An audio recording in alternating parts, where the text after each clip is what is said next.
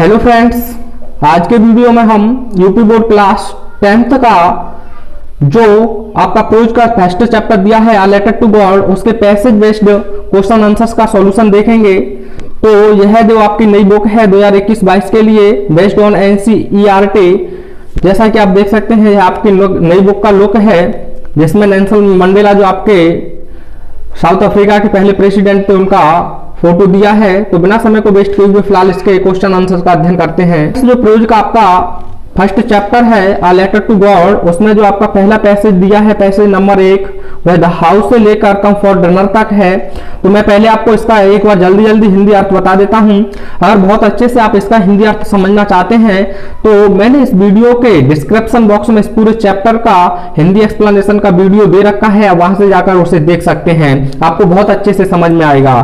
तो the house यानी वह घर, द ओनली वन केवल एक अकेला, इन मतलब में द एंटायर वैली संपूर्ण घाटी में, एंटर माने संपूर्ण और वैली माने घाटी, सेट स्थित था या बसा हुआ था, ऑन मतलब पर, द क्रेस्ट माने चोटी, ऑफ अ लो हिल एक निचली पहाड़ी की, लो माने होता है निचली, हिल माने पहाड़ी। तो the house the only one in the entire valley set on the crest of a low hill, यानी वह घर संपूर्ण घाटी में एक अकेला एक निचली पहाड़ी की चोटी पर स्थित था। फ्रॉम दिस हाइट, इस ऊंचाई से वन कोई भी व्यक्ति कुड सी देख सकता था द रिवर नदी को, एंड और the field of ripe corn पके अनाज के खेतों को, डॉटेड जो लदे हुए थे विद द फ्लावर्स यानी फूलों से। From this height one could see the river and the field of ripe corn dotted with the flowers, यानी कि इस ऊंचाई से कोई भी व्यक्ति नदी को देख सकता था और फूलों से लदे हुए पके अनाज के खेतों को देख सकता था। दैट जो अर्थात वे खेत ऑलवेज माने हमेशा प्रॉमिस्ड वादा करते थे अ गुड हार्वेस्ट एक अच्छी फसल का। That always promised a good harvest, यानी कि वे खेत हमेशा एक अच्छी फसल का वादा करते थे, अर्थात उन खेतों को देखकर लगता था कि अच्छी फसल होगी। द ओनली थिंग यानी केवल एक ही चीज या वस्तु, द अर्थ मतलब पृथ्वी को, नीडेड वॉज आवश्यकता थी, अ डाउनपोर एक मूसलाधार वर्षा, और अथवा एट लीस्ट कम से कम अ शॉवर बूंदाबांदी या बौछार। The only thing the earth needed was a downpour और एट लीस्ट अ शॉवर, यानी केवल एक ही चीज की पृथ्वी को आवश्यकता थी, मूसलाधार वर्षा अथवा कम से कम एक बौछार यानी कि बूंदाबांदी, इसी में उनकी फसल तैयार हो जाती। थ्रू आउट द मॉर्निंग, यानी कि पूरी सुबह या संपूर्ण सुबह, लेंचो माने Lencho who knew his fields immediately intimately, यानी लेंचो जो अपने खेतों को घनिष्ठ रूप से जानता था, इंटीमेटली माने होता है घनिष्ठ रूप से या भली भांति। हैड डन नथिंग कुछ भी नहीं किया करता था, एल्स माने अन्य, व्हाट केवल, सी माने देखा करता था, द स्काई आकाश की ओर, टुवार्ड्स द नॉर्थ ईस्ट यानी कि उत्तर पूर्व की ओर। Lencho who knew his fields intimately had done nothing else but see the sky towards the north east, Lencho जो अपने खेतों को भली भांति जानता था वह संपूर्ण सुबह कुछ नहीं किया करता था, केवल उत्तर पूर्व की ओर आकाश की ओर देखा करता था। नाउ माने अब, वी आर हम लोग, रियली मतलब वास्तव में, गोइंग टू जा रहे हैं, टू गेट प्राप्त करने, सम वाटर कुछ पानी, वुमेन माने महिला, अर्थात लेंचो ने अपनी पत्नी से कहा। तो now we are really going to get some water, हम वास्तव में कुछ पानी प्राप्त करने जा रहे हैं, लेंचो ने अपनी पत्नी से कहा। तो द वुमेन यानी वह महिला, हु वॉज प्रिपेयरिंग जो तैयार कर रही थी, सपर रात्रि भोजन, यानी कि वह महिला जो शाम का या रात्रि भोजन तैयार कर रही थी, रिप्लाइड उसने उत्तर दिया, यस हाँ, गॉड विलिंग यदि भगवान की इच्छा हुई तो हम अवश्य ही पानी प्राप्त कर लेंगे।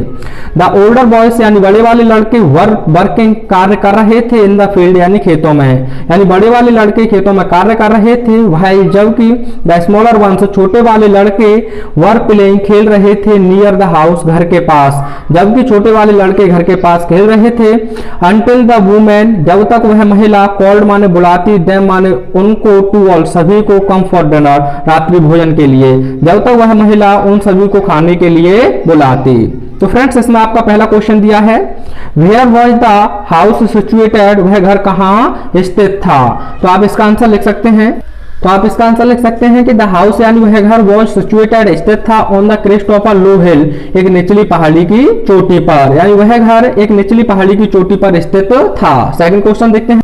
तो फ्रेंड्स सेकेंड क्वेश्चन दिया है, what could one see from this height, यानी कोई भी व्यक्ति इस ऊंचाई से क्या देख सकता था। तो आप इसका आंसर लिखेंगे वन कुड सी, एक व्यक्ति देख सकता था या कोई भी व्यक्ति देख सकता था, द रिवर नदी को, एंड और the fields of ripe corn, पके हुए अनाज के खेतों को, डॉटेड विद द फ्लावर्स, जो फूलों से लदे हुए थे। यानी एक व्यक्ति फूलों से लदे हुए अनाज के, पके अनाज के खेतों को देख सकता था और नदी को देख सकता था। आई होप जैसा कि आप पैसेज में पढ़े होंगे अभी।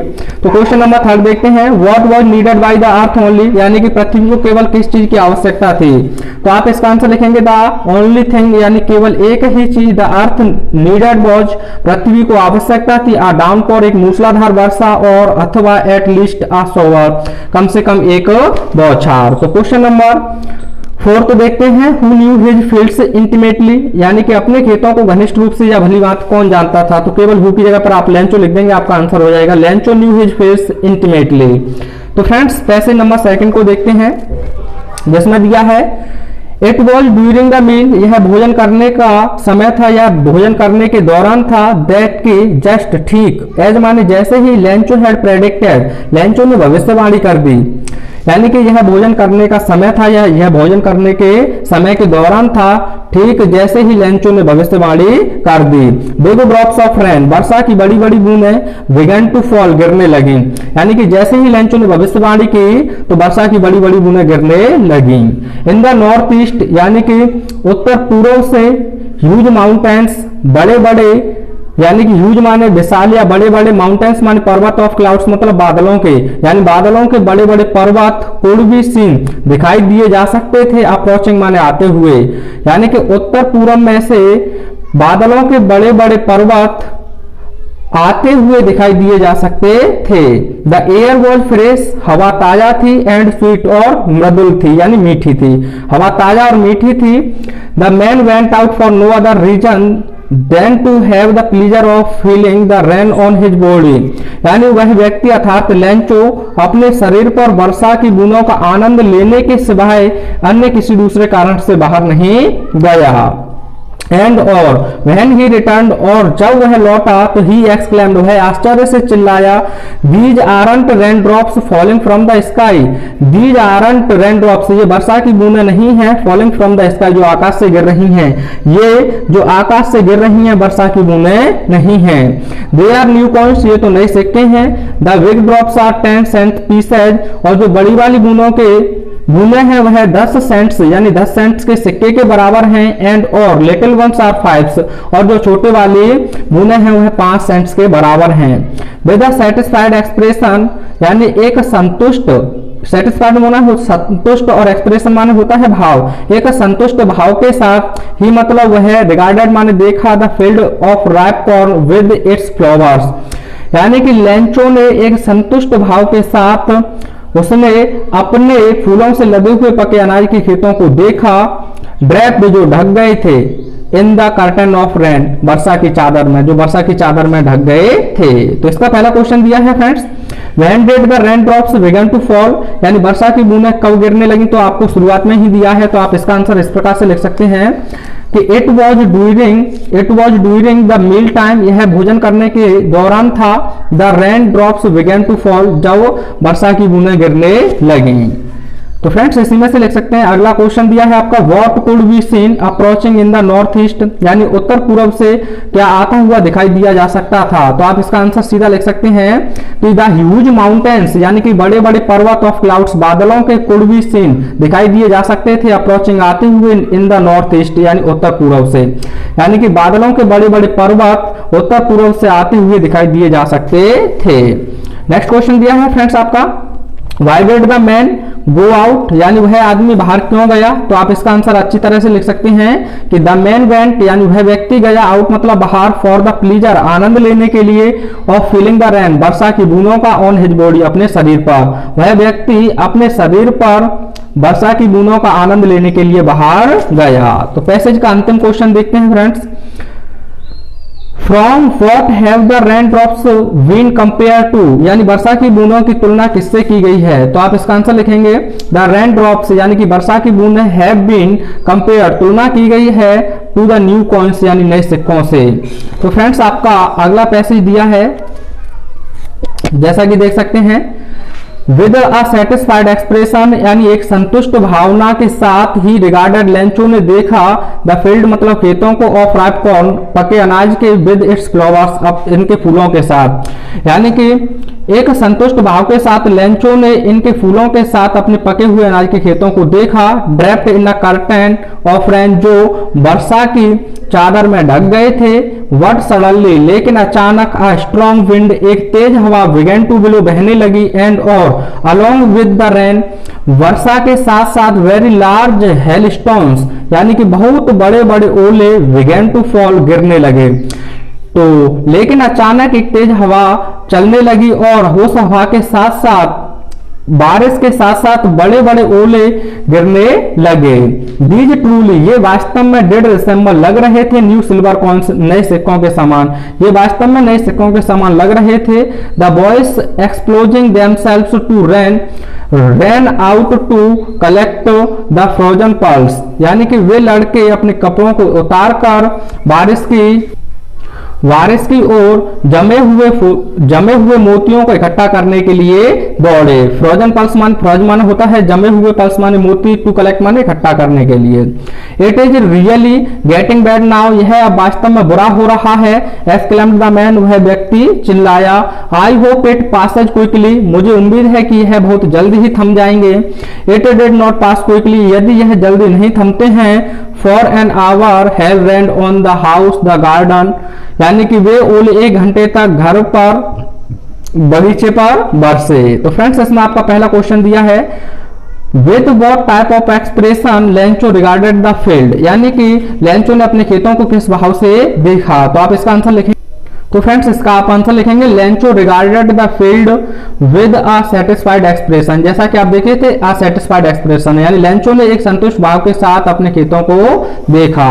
तो फ्रेंड्स नेक्स्ट क्वेश्चन दिया है, why did Lencho become angry, Lencho क्रोधित, सॉरी फ्रेंड्स, यानी कि ये क्वेश्चन है, what happened when strong wind began to blow, यानी क्या हुआ जब तेज हवा चलने लगी। तो आप इसका आंसर लिखेंगे, व्हेन द स्ट्रॉन्ग विंड, जब तेज हवा बिगन टू ब्लो बहने लगी या चलने लगी, तो द हेल स्टोन्स, यानी बड़े बड़े ओले बिगन टू फॉल, गिरने लगे। आप चाहें तो यहां लिख सकते हैं कि very large hail stone began to fall.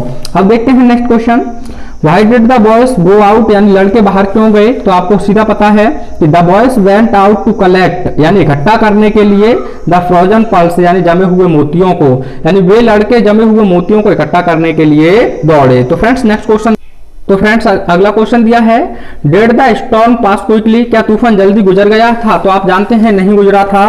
तो no Lencho did not, no नहीं गुजरा था, यानी कि ये क्वेश्चन फ्रेंड्स ये रहेगा। तो आप देख सकते हैं नो नहीं, the storm did not pass quickly, यानी कि नहीं वह तूफान जल्दी नहीं गुजरा था। तो आगे देखते हैं पैसेज 4 को। तो पैसेज नंबर 4 में दिया है, लेंचो सॉफ्ट, लेंचो ने दिखाया, नॉट द स्लाइटेस्ट, स्लाइटेस्ट मान होता है लेस मात्र, यानी लेंचो ने लेस मात्र भी नहीं दिखाया, सरप्राइज माने आश्चर्य। ऑन सीइंग द मनी, यानी धन को देखने पर, यानी कि धन को देखने पर लेंचो ने लेस मात्र भी आश्चर्य नहीं दिखाया। सच माने ऐसा, वॉज माने था, हिज कॉन्फिडेंस उसका विश्वास, ऐसा उसका विश्वास था। वट लेकिन, आ बिकेम एंग्री, वैसे आ की जगह पर ही होना चाहिए, ही बिकेम एंग्री, लेकिन वह नाराज हो गया वह जब ही काउंटेड द मनी, जब उसने धन को गिना, यानी कि लेकिन वह नाराज हो गया जब उसने धन को गिना। God could not have made a mistake, भगवान कोई भी गलती कर नहीं सकते। नॉर ना ही, could he have denied Lencho what he had requested, और लेंचो ने जो उनसे विनती की थी ना ही उसे इनकार कर सकते हैं। डिनाइड माने इनकार करना। इमीडिएटली, तुरंत ही, Lencho went to the window, खिड़की के पास गया, to ask for paper and ink, यानी कि पेपर और इंक मांगने के लिए। लेंचो शीघ्र ही खिड़की के पास कागज और इंक मांगने के लिए गया। On the public writing table, यानी कि सार्वजनिक लिखने वाली मेज पर, ही स्टार्टेड टू राइट, उसने लिखना प्रारंभ कर दिया। With much wrinkling of his brow, अपनी भौहों को बहुत अधिक सुकोड़ते हुए। Used by effort he had to make to express his ideas, क्योंकि उसे अपने विचारों को व्यक्त करने के लिए बहुत अधिक एफर्ट, प्रयत्न करना पड़ा था। तो इसमें पहला क्वेश्चन दिया है, did Lencho show any surprise, क्या लेंचो ने कोई आश्चर्य दिखाया। तो आप जानते हैं नहीं दिखाया। तो फ्रेंड्स आप इसका आंसर लिखेंगे नो, नहीं, Lencho did not any surprise, यानी लेंचो ने कोई भी सरप्राइज नहीं दिखाया। आप चाहें तो यहाँ सो लिख सकते हैं कि सो, SHOW, तो no Lencho did not show any surprise, यहाँ सो लिख लेना फ्रेंड्स, गलती से रह गया है। अगला क्वेश्चन देखते हैं जिसमें दिया है why did Lencho become angry, Lencho क्रोधित क्यों हो गया? तो Lencho become angry, Lencho become angry, नाराज हो गया, बिकॉज क्योंकि ही गॉट ओनली 70 पीजेज, क्योंकि उसने केवल 70 पीजेज ही प्राप्त किए थे, क्योंकि उसने 100 की मांग की थी। अगला क्वेश्चन है why did Lencho go out the window, Lencho खिड़की के पास क्यों गया? तो आप जानते हैं Lencho went to the window, Lencho खिड़की के पास गया, टू आस्क, पूछने के लिए या मांगने के लिए, फॉर पेपर एंड इंक, यानी कि पेपर और इंक, लेंचो पेपर और इंक मांगने के लिए खिड़की के पास गया। तो इसका अंतिम क्वेश्चन दिया है friends, what was the expression of Lencho while writing the letter, यानी पत्र लिखते समय लेंचो के भाव कैसे थे? तो Lencho was wrinkling his brow while writing the letter, यानी कि लेंचो अपनी भौहों को अत्यधिक सुकोड़ रहा था जब वह पत्र लिख रहा था। तो अंतिम पैसेज देखते हैं फ्रेंड्स इसका। तो पैसेज नंबर 5 दिया है फ्रेंड्स, इमीडिएटली, तुरंत ही, Lencho went up to the window to ask for paper and ink, यानी कि लेंचो पेपर और इंक मांगने के लिए खिड़की के पास गया। On the public writing table, यानी कि सार्वजनिक लिखने वाली मेज पर ही स्टार्टेड टू राइट, उसने लिखना प्रारंभ किया। With much wrinkling of his brow, अपनी भौहों को सुकोड़ते हुए।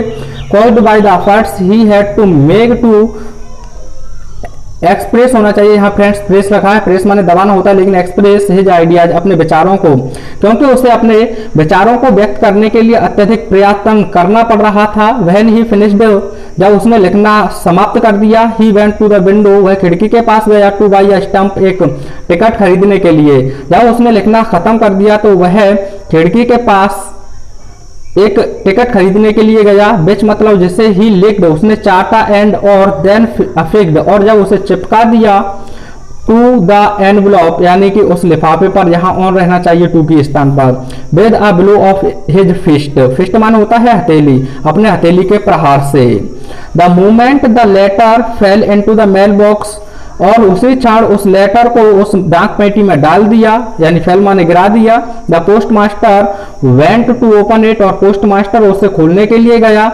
इट सेड, इसमें कहा गया था, गॉड, हे ईश्वर, ऑफ द मनी, यानी कि वह धन, दैट मतलब जिसे आई आस्क फॉर, जिसे मैंने आपसे मांगा था, ओनली 70 पीजेज रिच्ड मी, यहाँ मी होना चाहिए, यानी कि केवल मेरे पास 70 पीजेज ही पहुंचा है। सेंड मी द रेस्ट, यानी कि बचे हुए धन को मेरे पास भेज दीजिए। सिंस, क्योंकि I needed it very much, क्योंकि मुझे इसकी बहुत अधिक आवश्यकता है। But, don't send it me through the mail box, लेकिन इस धन को मेरे पास मेल बॉक्स के द्वारा मत भेजना। बिकॉज, क्योंकि the post office employees are a bunch of crooks, Lencho ने कहा क्योंकि पोस्ट ऑफिस के जितने भी कर्मचारी हैं वह एक बेईमानों का झुंड है। अ बंच ऑफ क्रूक्स, क्रूक्स माने बेईमान, यानी बेईमानों का झुंड है। तो फ्रेंड्स इस पैसेज के जो भी क्वेश्चन दिए हैं उनका अध्ययन करते हैं। तो जैसा कि आपको पहला क्वेश्चन इसमें दिया है कि how did Lencho fix the stamp, यानी लेंचो ने स्टैंप कैसे लगाया, अर्थात उस टिकट को कैसे लगाया। तो आप सभी लोग जानते हैं कि लेंचो लेग्ड द स्टैंप, यानी लेंचो ने उस टिकट को चाटा एंड और देन अफिक्स्ड, जब चिपका दिया द एनवलप, यानी उस लिफाफे पर, टू द एनवलप यानी उस लिफाफे पर। With a blow of his fist, अपने हथेली के प्रहार से। अगला दिया है who went to open the mail box, यानी डाक पेटी खोलने के लिए कौन गया। तो आप जानते हैं पोस्ट मास्टर गया था, हु के स्थान पर लिख देंगे the post master went to open the mail box, यानी कि पोस्ट मास्टर उस डाक पेटी को खोलने के लिए गया। अगला क्वेश्चन दिया है how much money did Lencho get, Lencho ने कितने पैसे प्राप्त किए। तो आप इसका आंसर लिखेंगे Lencho got only 70 PGs, Lencho ने केवल 70 पीजेज ही प्राप्त किए। अंतिम क्वेश्चन दिया है what did Lencho call to the employees of post office, यानी लेंचो ने डाक दफ्तर के कर्मचारियों को क्या कहा। तो आप इसका आंसर लिखेंगे Lencho called a bunch of crooks to the employees of post office, यानी कि लेंचो ने पोस्ट ऑफिस के कर्मचारियों को एक बेईमानों को झुंड कहा। वीडियो पसंद आया हो तो लाइक शेयर अवश्य करें फ्रेंड्स, और चैनल पर नए हैं तो सब्सक्राइब कर सकते हैं। आने वाली वीडियोज की नोटिफिकेशन आपको मिलते रहेंगे। तो फ्रेंड्स अगले वीडियो में हम इसके शॉर्ट आंसर टाइप क्वेश्चंस का अध्ययन करेंगे। Till take care and have fun, thanks for watching.